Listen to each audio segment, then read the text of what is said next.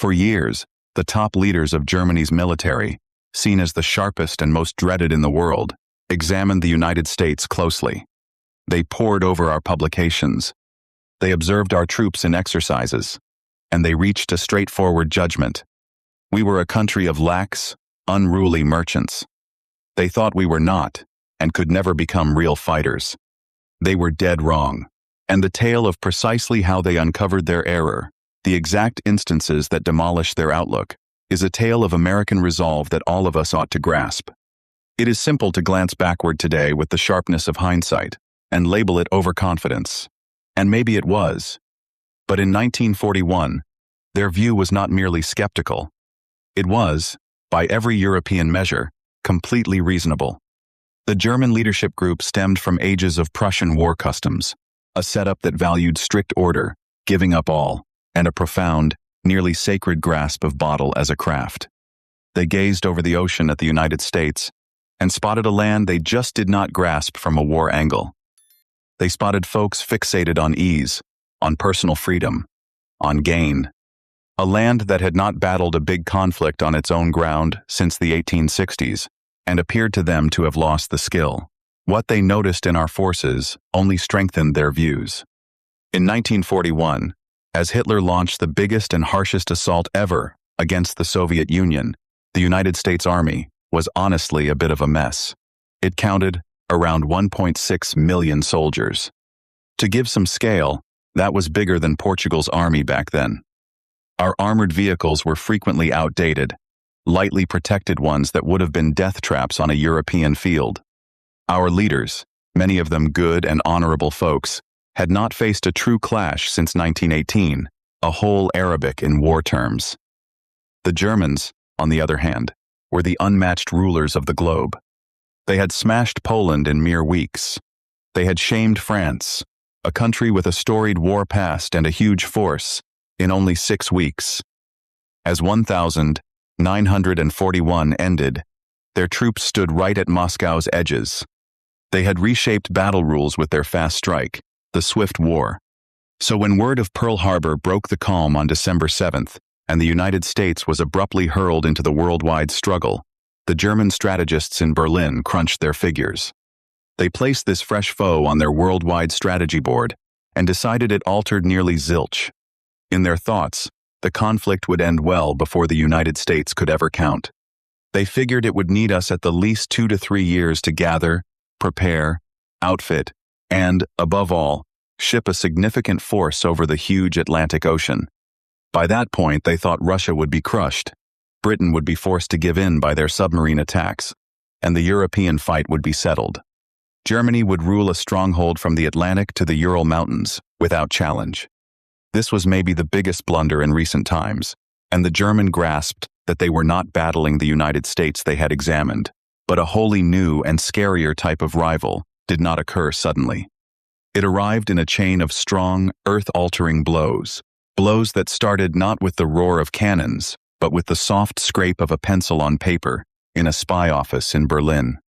The initial breaks in Germany's assurance came from their own experts. These were careful, skilled folks, seated in dim rooms, gazing at updates from spies in the United States, at cargo lists, at radio catches, and at open financial info. The figures they saw just could not be correct. They double-checked their sums over and over. They must be false news, boasts the usual American show-off.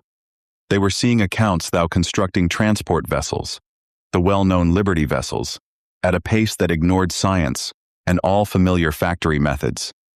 They were not just making them in the old way. They were putting them together like a kid's toy set. Folks like Henry J. Kaiser, a business leader who had never made a vessel before, were using American bulk creation ways, joining whole hulls in giant ready-made parts. A vessel that once took a European dock half a year to finish now slipped into the sea in under 2 months. Then it dropped to 1 month. Then, in one noted instance, a vessel, the SS Robert E. Peary, went from its first base piece to floating in 4 days and 15 hours. The German submarine group sinking Allied vessels at a scary, impossible to keep up speed. It was their top chance to beat Great Britain. But the experts in Berlin ran the fresh sums, and their hearts sank. The United States was already sending out vessels quicker than the whole German submarine group at its peak could ever sink them. The key link to Britain was not just surviving, it was growing tougher each day. If that did not spark worry, the sky reports were even grimmer. American plane plants, spots like Ford's huge Willow Run site in Michigan, one plant a mile in length, were producing heavy bombers as if they were Ford Model T cars.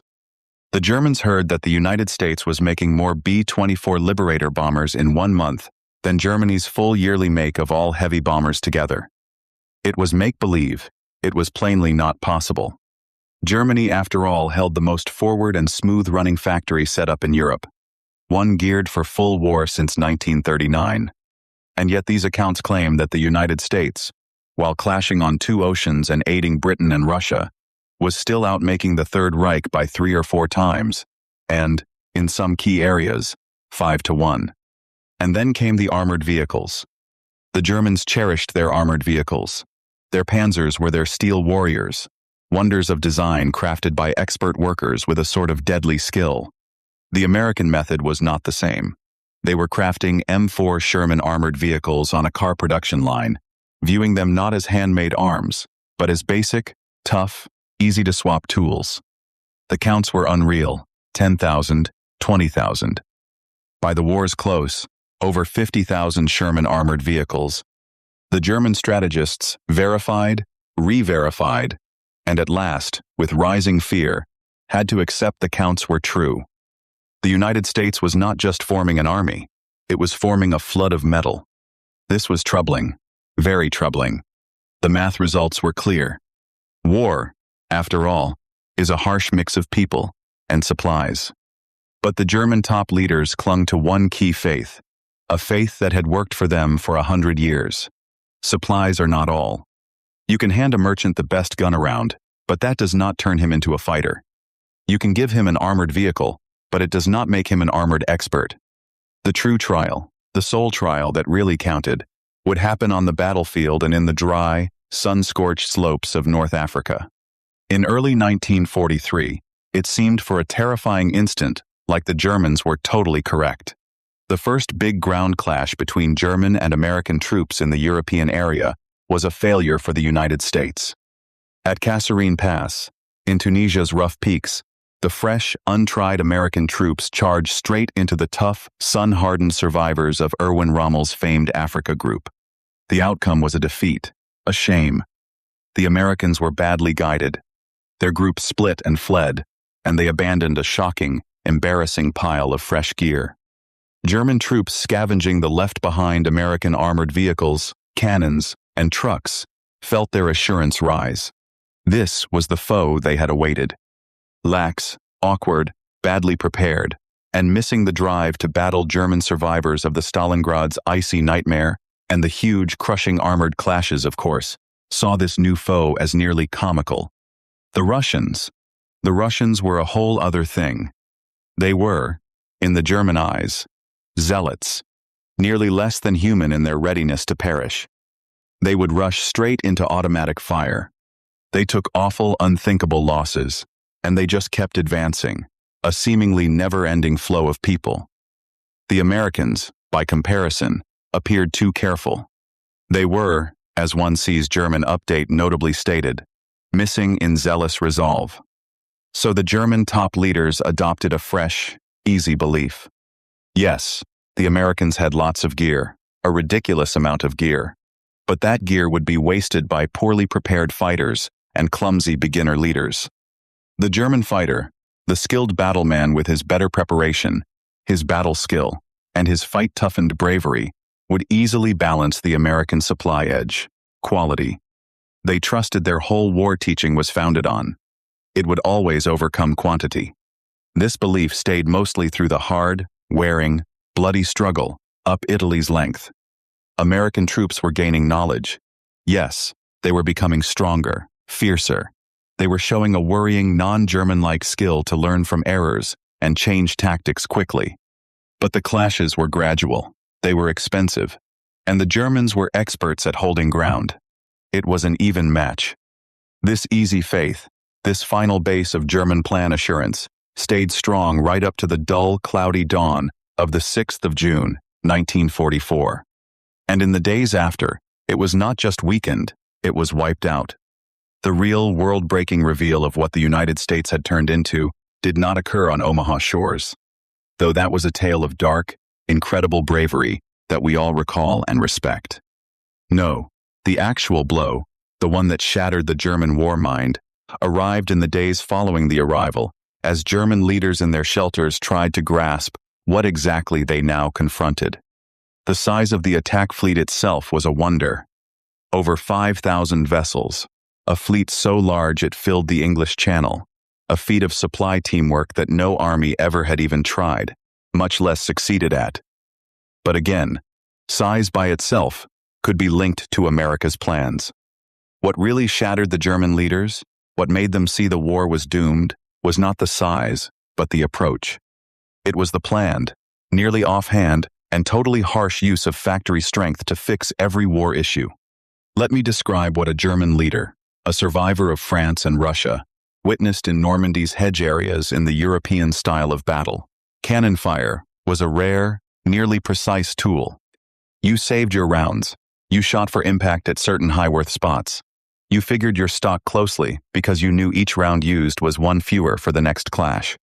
The Americans worked under a totally different, and to the Germans, a crazy set of guidelines. When an American foot group advancing through those dense old hedges hit a lone, well-concealed German automatic gun spot, they did not do what a German or Russian group would do. They did not attempt to go around it. They did not start a bold, costly direct charge. No, the American group chief, a 22-year-old second leader who might have been peddling coverage a year before, picked up his radio. First, he would summon his own group's launchers. If that did not quiet the gun, he would call the larger group's heavy launchers.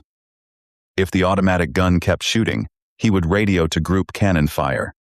In minutes, a full set of 105mm cannons, perhaps 12 pieces, would release a fierce storm, shooting more rounds in 10 minutes than a German group might get in a whole week. If the spot was still an issue, the request would go for Sky Aid and a group of P-47 Thunderbolts. Ground attackers, as the Germans named them, would show up packed with 500-pound explosives and missiles. And if they were close to the shore, they would even summon sea cannon fire from a warship or cruiser offshore, shooting rounds the size of a small auto, rounds that did not just burst. They wiped out the land, only after the troublesome hedge had been fully destroyed from the ground, turned to burning wood and holes, would the American foot troops rise and carefully move to the next hedge. To the German leader seeing this, it was confusing. It was puzzling. It appeared fearful. It appeared more than anything squandering. They viewed it as clear proof that the American fighter lacked the core foot skills, the attack spirit, the bravery to close in and wipe out the foe. But they also saw with rising terror that it was crushingly without doubt successful. American troops were pushing ahead slowly, yes, but without stop. They were suffering far, far fewer losses than a similar German action would have taken.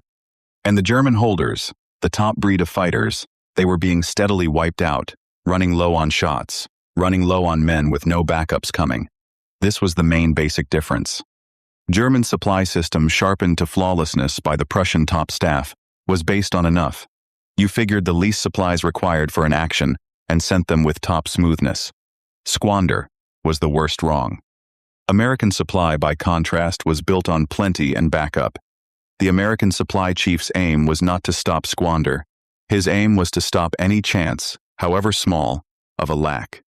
German spy leaders who took American supply spots sent back updates that their bosses in Berlin flat out refused to trust. They thought the leaders had lost their minds. They described actual hills of shot boxes, seas of fuel drums, fields of spare pieces, wheels, motors, boxes of meals, clothes, sweets, and smokes all just there, often open to the weather. It seemed to break every rule of war smoothness, but what it meant was that American groups never halted.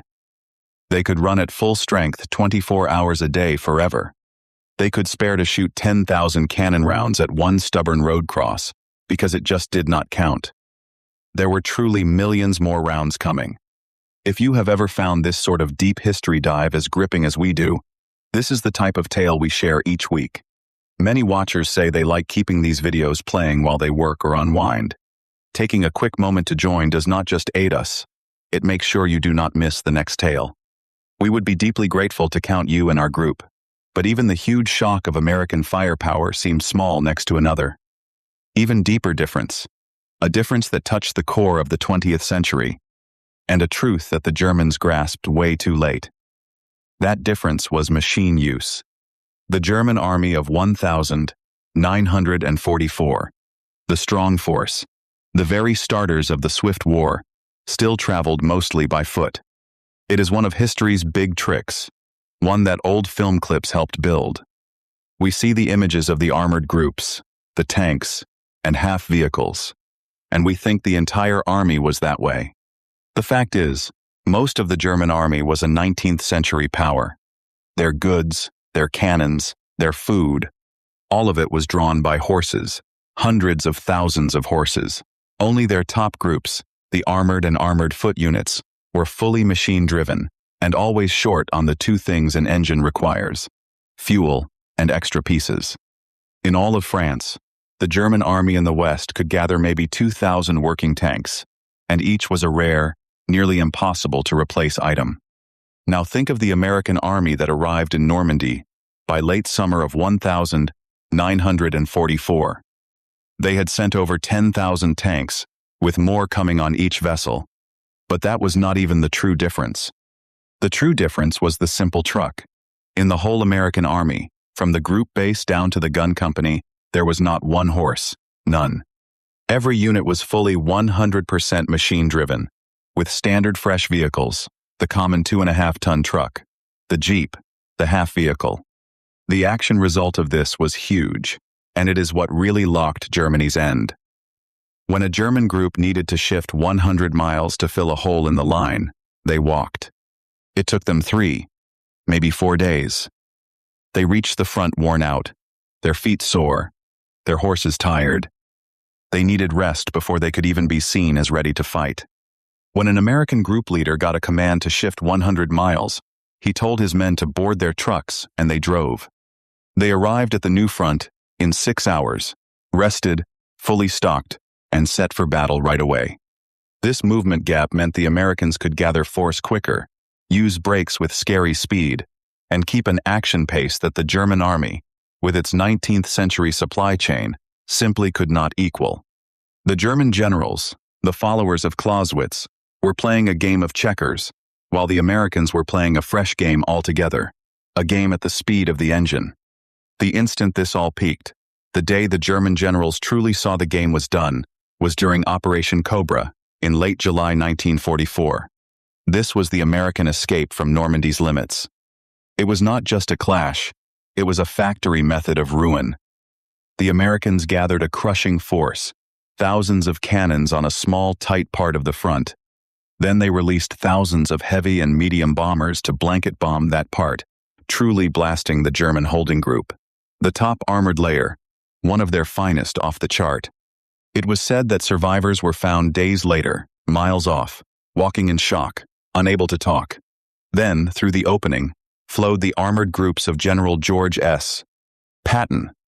And they did not push carefully the way they had in the hedges. They pushed at top speed. They did not halt to class strong spots. They went past them, leaving them for the foot troops and sky power to handle later. They drove deep 50 or 60 miles in one day into the German back, slicing supply paths, overrunning bases, and breaking the whole German spot in France. The German reply was what they had always done. They tried to set up a counterstrike, but it was useless. When their armored groups tried to gather for their usual smart tactical move, American fighter bombers, guided by radio from watchers on the ground, came down like birds of prey and ripped their lines apart before they even got to the clash. When German leaders tried to set a new holding line, American signal spies, thanks to the cold solvers at Bletchley Park and in Washington, caught their notes. and Allied leaders often knew their plans before their own troops did. Field Marshal Gunther von Kluge, the leader of German forces in France, started sending urgent, hopeless updates back to Hitler in Berlin. He described a setup that was not just a loss, but a breakdown. His forces were being steadily ruined, not in grand, proud clashes, but by a nonstop grinding 24-hour-a-day wearing down. He explained in blunt, harsh words that every clash, even a local win, led to a net loss for Germany. Every time his men bravely kept a spot, they used up priceless shots.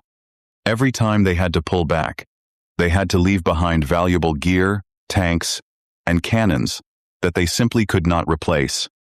His updates are gripping because he claims almost to the end that his men are battling well. His leaders are tactically sharp, his holdings are skilled, and he was correct. They were some of the world's best fighters, but he ended.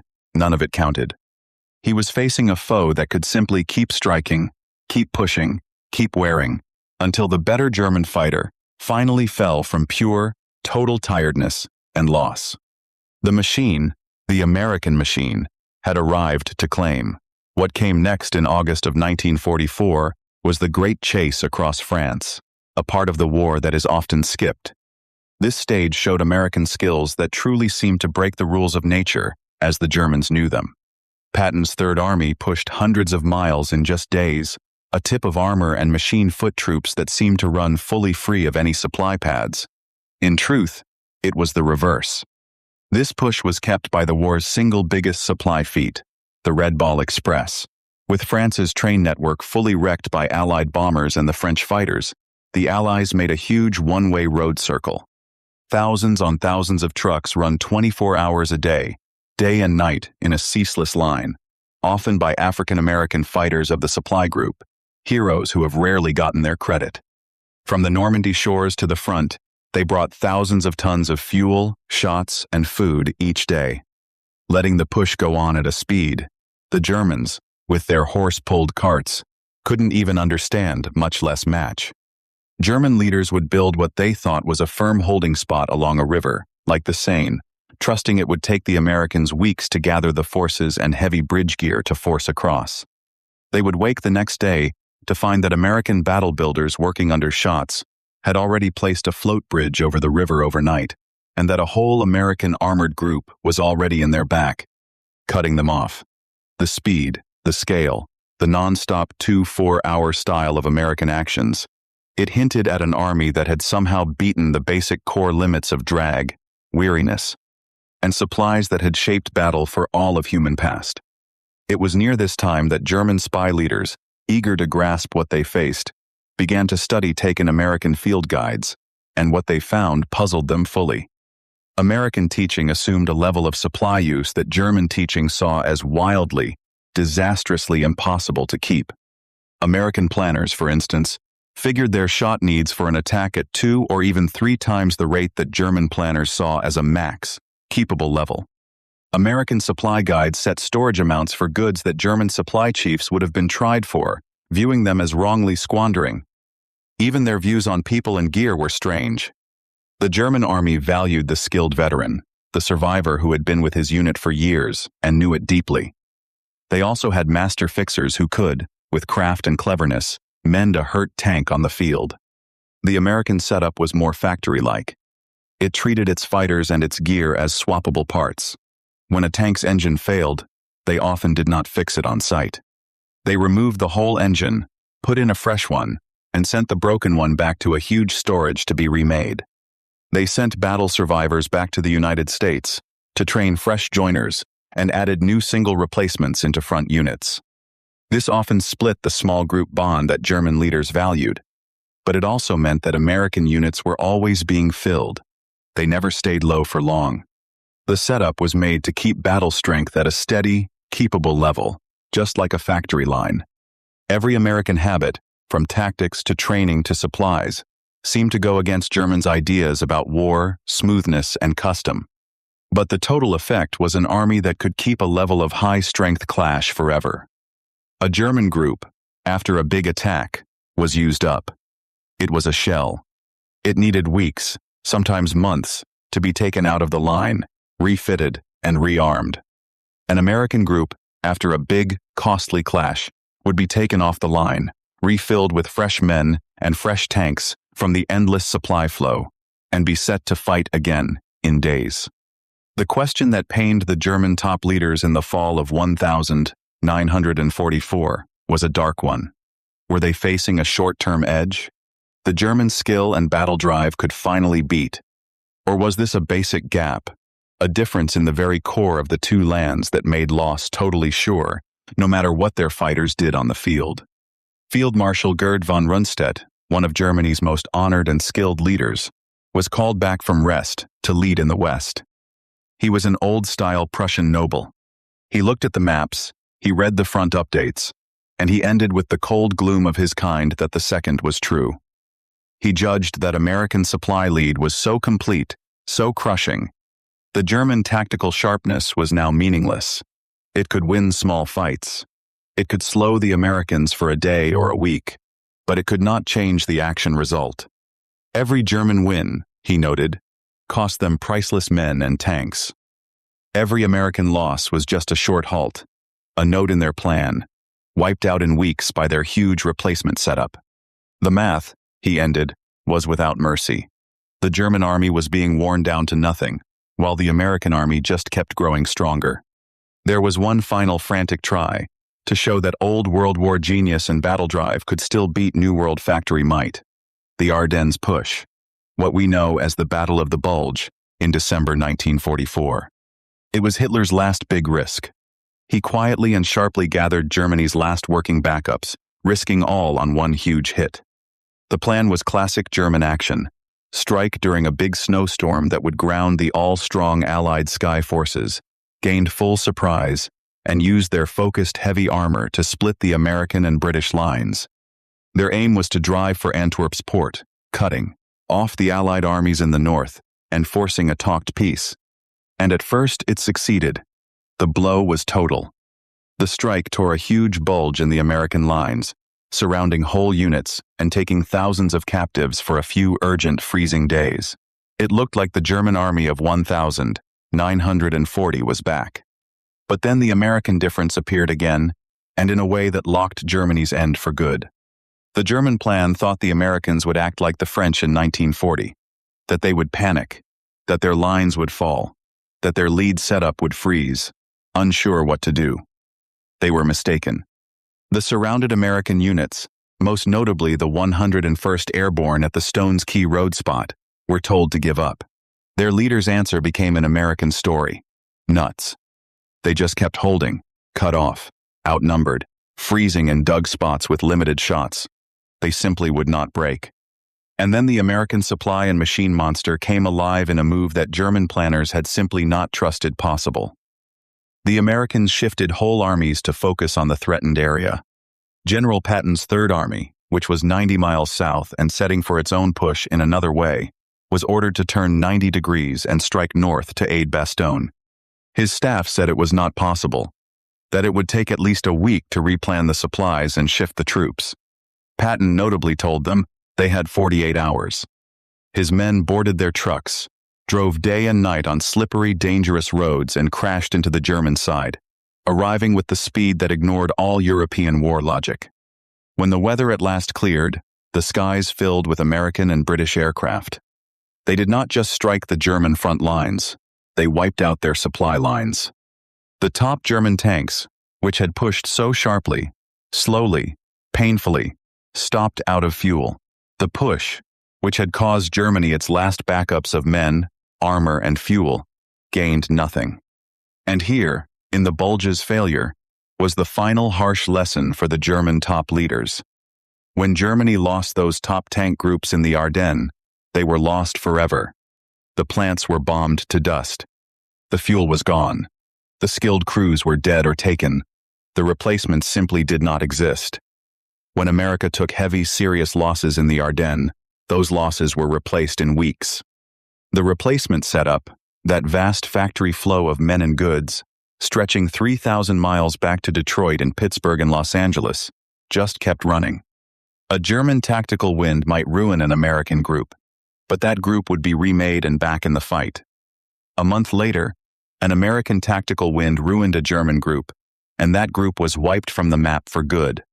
It was a war of wearing down, and that is a war you cannot win, against a rival who has, for all real aims, endless resources, and the will to use them. In the after, taken German fighters and their home letters showed an odd, sour respect for their new foe. They still trusted, often to the very end, that they were the better fighters, one-on-one. Their after-action updates, which we can read now, are full of anger. They grumbled sharply about facing a foe who would not fight fair, a foe that would summon a storm of metal and strong blasts to handle one automatic gun. They despised that the Americans seemed to have endless shots, that they ate warm meals on the front, and that they replaced their losses and damages overnight. German survivors of the Eastern Front, when moved west, made a very clear compare. They said battling the Russians meant facing human floods, men who could be cut down if your hold was good and your courage stayed. But battling the Americans, they said, meant facing a machine. It meant facing a wave of firepower that would, given enough time, always turn your spot to dust. And the Americans, it seemed, had all the time and all the shots in the world. What struck and scared the German skilled leaders the most was the planned nature of it all. The Americans treated war like a factory issue, one to be solved with smoothness and crushing force. They did not count on ages of battle custom. They made able fighters through standard quick training. They did not count on master workers to fix their tanks on the field. They used standard parts and simply swapped what was broken. They did not count on the single dashing sharpness of a few bold leaders. They counted on nonstop teamwork, on group work, on firepower, and on a setup made to lessen the weight of any one man. It was an army built not for special heroes, but for regular men, farmers, plant workers, office folks, and yes, merchants, to do their task well, day after day after day. It was an approach that upset the German war culture, which was built on battle worth and single greatness, but it was also the approach that was winning the war in the most final and smashing way thinkable. The last months of the war in Europe were a dark routine. The German army was falling apart, sending out kids as young as 12 and old men in their 60s. The People's Force armed with one-shot anti-tank rockets and a frantic self-ending zeal. America, meanwhile, was sending fresh new groups, equipped with the newest arms, backed by a sky force that ruled the air, and supported by a supply setup that made sure every soldier was fed, armed, and stocked more richly than a German top leader had been at his height. The final sign act was the Rhine Crossing in March 1945. The Rhine was Germany's last big natural wall, the holy river of German story guarding the core land. The Germans held it with the frenzy of a dying beast. The Americans crossed it like it was just another factory issue to solve. They released cannon storms on a scale that made anything before in war history seem small, building huge bridges under shots with a building speed that seemed by European measures to be a wonder. In days, American armies were spreading across West Germany against a hold that was no longer battling but simply melting. So when was the day Germany learned America was made different? It was not one single day. It was a flow of grasps, a series of painful and shocking lessons. It was the spy expert in Berlin staring at shipping figures that could not be real. It was the survivor supply chief in Normandy walking through a taken American supply spot that was the size of his whole hometown. It was the front leader in the hedges watching his best, most toughened spot get wiped by sea cannon fire from a ship he could not even spot. And in the end, it was the top leader looking at the map in his shelter and seeing that the cold, hard math of wearing down had already locked his land's end. They learned that America had turned its whole economy into a weapon, its very way of life, its faith in bulk making and crushing force. They learned that our factory setup had made a new kind of battle, one that made their old ages, old measures of skill and bravery nearly outdated. They were at last battling a rival that could spare to squander. They could spare to err and swap its losses because its resources were so truly, basically, and beyond think vast. It is a tale from our parents' and grandparents' time, but it is one that speaks to the special, strong, and sometimes scary nature of this land. If you have liked this look back at our past, we hope you will join our group by joining.